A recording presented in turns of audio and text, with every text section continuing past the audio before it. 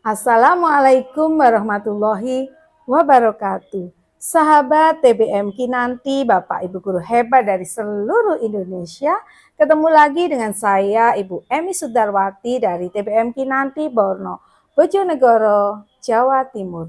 Pada kesempatan kali ini saya akan melanjutkan membaca buku biografi Profesor Dr. Wardiman Joyonegoro dengan judul Sepanjang Jalan Kenangan bekerja dengan 3 tokoh besar bangsa. Yang akan saya baca pada kesempatan kali ini adalah pada jilid 4 atau bab 4 dengan judul Saudara-saudara saya. Ayah dan ibu mempunyai 8 anak lelaki dan 4 anak perempuan.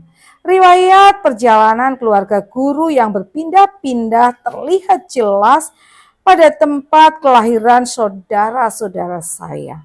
Penugasan awal di Fort Van de Kapellen, Batu Sangkar, Pagaruyung, kemudian Pamekasan, selanjutnya Bandung, terus ke Pemalang dan Balikpapan, serta Jember dan akhirnya di Surabaya. Anak lelaki pertama bernama Abdul Manan lahir di Batu Sangkar 2 Mei 1929. Meninggal 9 April 1930 karena sakit. Kemudian menyusul Profesor Dr. Haji Sudarso Aif lahir di Pamekasan 8 Desember 1931. Pada 1957 Sudarso lulus di Fakultas Kedokteran Universitas Airlangga atau UNER Surabaya. Ketika itu UNER masih cabang Universitas Indonesia atau UI di Surabaya. Tahun 1954 Presiden Soekarno baru meresmikan berdirinya Universitas Airlangga. Pengukuhan Sudarso sebagai dokter agak terlambat, yakni pada 1961. Ia memang sibuk menjadi asisten dosen yang separuh waktunya digunakan untuk mengajar dan selebihnya barulah belajar. Karena Sudarso selanjutnya menjadi sekretaris rektor atau pembantu rektor UNER. Beberapa tahun kemudian pada tahun 1984 ia dikukuhkan menjadi profesor atau guru besar di UNER dalam ilmu FAL. Ilmu tentang fungsi organ manusia yang masih hidup. Saya yang berada di Eropa ketika itu merasa bangga dan terharu mendengar kabar bahwa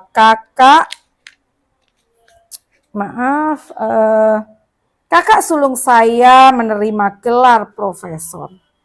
Betapa tidak, salah seorang dari keluarga kami berhasil menerima gelar yang prestisius itu.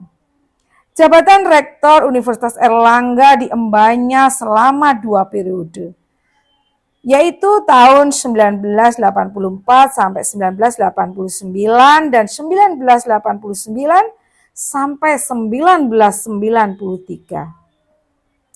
Istrinya bernama Hajah Mike Laksmiati yang sehari-hari kami sapa Mike, lahir 20 April 1937. Kakak ipar saya ini contoh seorang istri yang selalu mendorong karir suami. Ia sangat aktif dalam kegiatan sosial dan semasa mahasiswa pernah dinobatkan sebagai ratu universitas. Ketika saya menjadi menteri, ia datang menemui saya dan berkata, "Man, saya ini belajar bahasa Perancis. Mbok saya dikirim ke Perancis. Lembaga yang berada di bawah naungan Departemen Pendidikan dan Kebudayaan di Perancis adalah Duta Besar Indonesia untuk United Nations Educational, Scientific and Cultural Organization atau UNESCO. Jabatan Duta Besar Indonesia di Lembaga Perserikatan Bangsa-Bangsa itu ternyata masih kosong. Dan semua persyaratan untuk menjadi Duta Besar UNESCO dipenuhi oleh Sudarso. Ia kemudian ditetapkan sebagai Duta Besar Indonesia untuk UNESCO di Paris, Perancis tahun 1994. Setelah menyelesaikan tugas di UNESCO, Sudarso kembali mengajar di program studi pasca sarjana atau S2 dan S3 di beberapa universitas. Di antaranya UNER, alma maternya, dan beberapa universitas di Surabaya. Mike, kakak ipar saya, wafat 4 April 2007 di Surabaya. Setelah Sudarso lahir Haji Suwarto BSC pada 26 Maret 1933, juga di Pamekasan. Istrinya bernama Hajah Muljati, lahir 1 Maret 1937. Suwarto bekerja sebagai pengusaha swasta. Setelah Suwarto, barulah saya lahir 22 Juni 1934 di Pamekasan. Setelah saya, lahir adik saya, Insinyur Haji Purwadi MMA, tanggal 3 Juni 1936. Istrinya RR Suprihati Warkiman, lahir 1 Januari 1938. Adik saya ini sarjana ilmu pertanian dari Institut Pertanian Bogor atau IPB. Ia bekerja di PT Perkebunan di Bondowoso milik pemerintah dan pernah menjadi direktur di PT Perkebunan Gula, kemudian di perusahaan yang memproduksi karung koni. Saya ingat ketika menjadi direktur perusahaan perkebunan di Bondowoso tahun 1970, ia mengundang kami ke Bondowoso dan mendaki Gunung Ijen. Di sana untuk pertama kali saya melihat warga menggali belerang dari kawah gunung yang masih membara. Kemudian setelah dingin, belerang itu dipanggul dengan keranjang dari kawah untuk dibawa ke kota. Setiap keranjang beratnya sekitar 25 kg. Sampai tahun 2015 ternyata mata pencarian rakyat seperti ini masih juga berlangsung. Purwadi juga pernah bercerita ketika ia tinggal di Bondowoso dan menempati rumah dinas pabrik peninggalan Belanda. Di rumah itu ada penghuninya. Pernah ia merasakan sesuatu yang aneh. Ketika ia sedang tertidur di rumah, esok harinya seorang bawahannya menyampaikan bahwa pada saat yang sama, ia terlihat menumpang lokomotif angkutan perkebunan. Anak berikutnya perempuan bernama Sri Mulyani, lahir 4 Februari 1938. Suaminya bernama Haji Sriyatno, lahir 3 Juli 1934, perwira Angkatan Laut. Terakhir ipar saya itu berpangkat kolonel. Adik Sri Mulyani seorang lelaki bernama Haji Raharjo Sugeng Suprobo SH, lahir 2 Desember 1940. Istrinya bernama Nur Kamaria dengan panggilan Inong, lahir 8 April 1944. Raharjo Sugeng Suprobo bekerja di Departemen Luar Negeri sebagai diplomat. Ketika pertama kali ia ditugaskan di Kedutaan Besar Indonesia di luar negeri, saya menjanjikan kepadanya akan datang berkunjung setiap ia ditempatkan di pos yang baru. Janji saya itu saya tepati. Saya khusus datang mengunjunginya ketika ia bertugas di Polandia, Tunisia, Berlin, dan Tokyo. Terakhir saya mengunjunginya ketika ia menjadi Duta Besar Indonesia di Brunei Darussalam. Setelah Raharjo lahir seorang perempuan bernama Hajah Indri Resiki Amania di Pamekasan tahun 1945 dan meninggal 9 Juni 2010 karena sakit.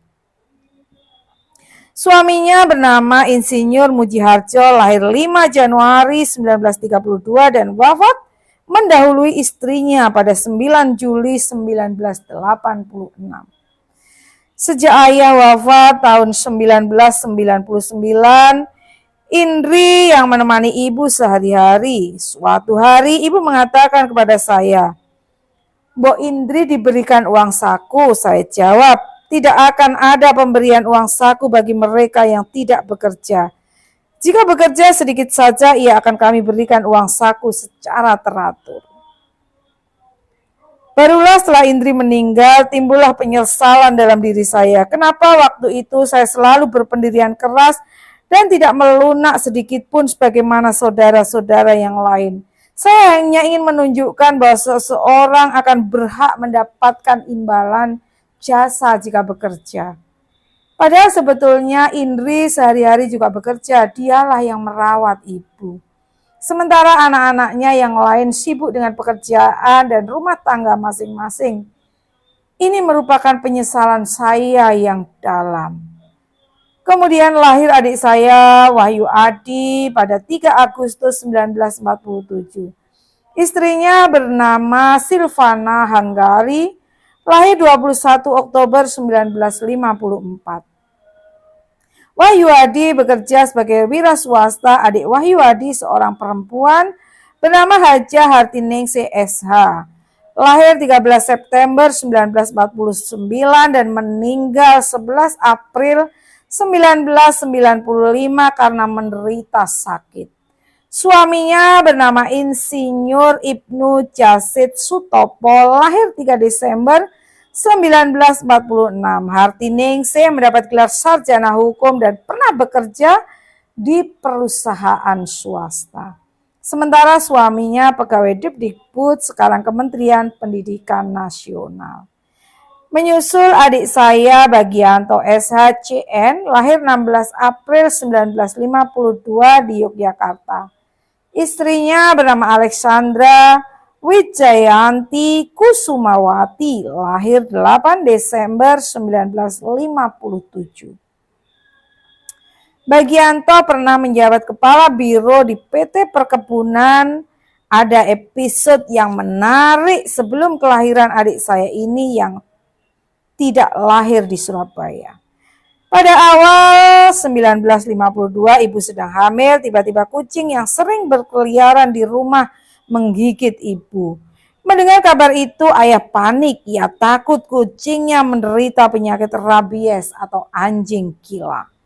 Kami sekeluarga diminta untuk mencari kucing itu mulai dari daerah sekeliling rumah, kemudian meluas sampai radius 2-3 km. Maksud ayah agar tahu pasti kucing itu terjangkit penyakit apa tidak. Setelah 3 hari 3 malam pencarian tidak mendapat hasil, ayah memutuskan mengirim ibu ke Jogja untuk pengobatan. Waktu itu vaksin anti rabies hanya ada di rumah sakit Jogja. Setelah pengobatan, lahirlah Bagianto pada 16 April 1952. Penyuntikan dilakukan 5 kali berantara 1 minggu. Ternyata penyuntikan vaksin anti rabies dapat dilakukan pada wanita hamil. 2 di antara saudara saya berprofesi sebagai dokter. Selain Sudarso, adik saya yang bungsu juga menjadi dokter. Dialah Dr. Hajah Kurniawati Martiana yang lahir pada 31 Maret 1955. Suaminya bernama Dr. Haji Subagio ADS, SPPD KEMD yang lahir pada 1 April 1956. Adik saya Kurniawati selalu ketakutan jika ayah mengawasinya dulu mengerjakan PR. Ayah memang menerapkan disiplin yang ketat kepada anak-anaknya. Pada jam tidur siang kami harus tidur. Jika ada di antara kami yang tidak tidur siang, ayah memukulnya dengan sapu lidi. Jika diperhatikan urutan kelahiran anak-anak adik-adik saya sedikit unik. Setelah saya sebagai anak keempat, ibu melahirkan anak berselang-seling laki-laki dan perempuan. Semasa kecil kami bersaudara akrab-akrab saja. Hanya saya yang oleh kakak dan adik-adik dinilai tidak suka bergaul dengan mereka. Jika mereka minta saya ikut bermain, saya tolak. Demikian juga jika mereka mengajak saya pergi jalan. Ketika kami tinggal di Kutoharjo, dua kakak saya melampiaskan kekesalannya dengan menangkap saya, lalu mengikat saya pada pohon kayu. Salah seorang di antaranya memegang pisau. Ibu yang dari tadi mengawasi kami bermain berteriak-teriak dan lari melerai. Ia mengira kakak-kakak saya akan melukai saya. Saya merasakan ada sedikit perlakuan khusus ayah kepada saya daripada saudara-saudara yang lain. Mungkin karena selama tinggal di Jakarta saya sekali-sekali mengirimkan dana untuk ayah dan ibu di Surabaya.